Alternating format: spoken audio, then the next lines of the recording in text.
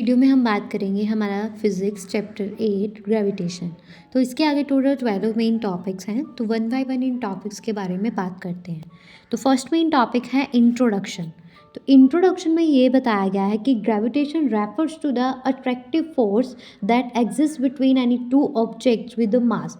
कोई दो ऑब्जेक्ट जिनका मास है उसके बीच में, उनके बीच में जो अट्रैक्टिव फोर्स लगती है, दैट इज़ अ ग्रेविटेशन, जहाँ पे हर एक पार्टिकल जो है मैटर का इन द यूनिवर्स वो अट्रैक्ट करता है दूसरे पार्टिकल्स को एक फोर्स के साथ। और ये फोर्स जो है डायरेक्टली प्रोपोर्शनल होती है प्रोडक्ट ऑफ देयर मासेस, और इन्वर्सली प्रोपोर्शनल होती है जो इन दो ऑब्जेक्ट्स के बीच में डिस्टेंस है उसके स्क्वायर के। क्लियर है? तो this phenomena is describe by Newton universal law of gravitation, और इसको एक्सप्रेस किया जाता है F is equal to Gm1 Gm2 over R square. G, capital G यहाँ पे ग्रेविटेशनल कांस्टेंट है, m1 और m2 यहाँ पे स्मॉल m1 एंड m2 यहाँ पे मासेस है ऑब्जेक्ट के, और r जो है वो डिस्टेंस है ऑब्जेक्ट के बीच में। तो ग्रेविटेशनल फोर्स जो है हमेशा अट्रैक्टिव होती है, मतलब कि ये ऑब्जेक्ट्स को अपनी तरफ क्या करती है, खींचती है। मास डिपेंडेंस होती है। The strength of the gravitational force depends on the mass of the object involve. और इसके साथ साथ ही जो फोर्सेस है, forces weakens as the distance between the object increases और following an inverse square relationship. और यूनिवर्सल लॉ मतलब कि ये प्रिंसिपल अप्लाई है सभी, जो भी जितने भी ऑब्जेक्ट्स है यूनिवर्स के अंदर सभी के ऊपर ये अप्लाई करता है, not just on earth. Clear है? फोर्स जो प्लैनेट्स को ऑर्बिटिंग अराउंड द सन रखती है, प्लैनेट्स को मदद करती है कि वो सन के अराउंड जो है ऑर्बिटिंग करे, वो क्या है, due to the gravitational attraction between the sun and the planets. Clear है? तो ये था हमारा फर्स्ट मेन टॉपिक इंट्रोडक्शन।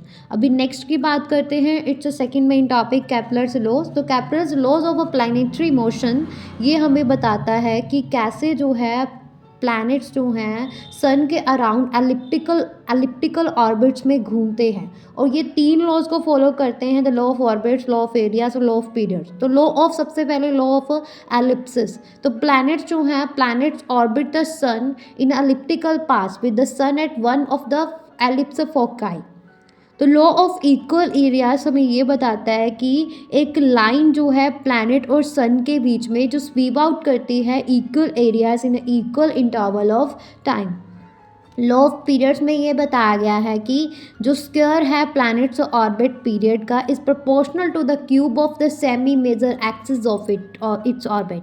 तो Johannes Kepler in a 16th century astronomer discovered this law and they applied to orbit around the sun as well as a satellite orbit। तो ये जो law है एलिप्सिस का ये बताता है कि प्लैनेट जो है सन के अराउंड जो है घूमते हैं in elliptical path with the sun at the one of the ellipse foci. और the law of equal areas बताता है कि प्लैनेट्स वीव out the equal area in equal time intervals. और लॉ ऑफ पीरियड बताता है कि square of a planet's orbit period is proportional to the cube of the semi major axis of the orbit.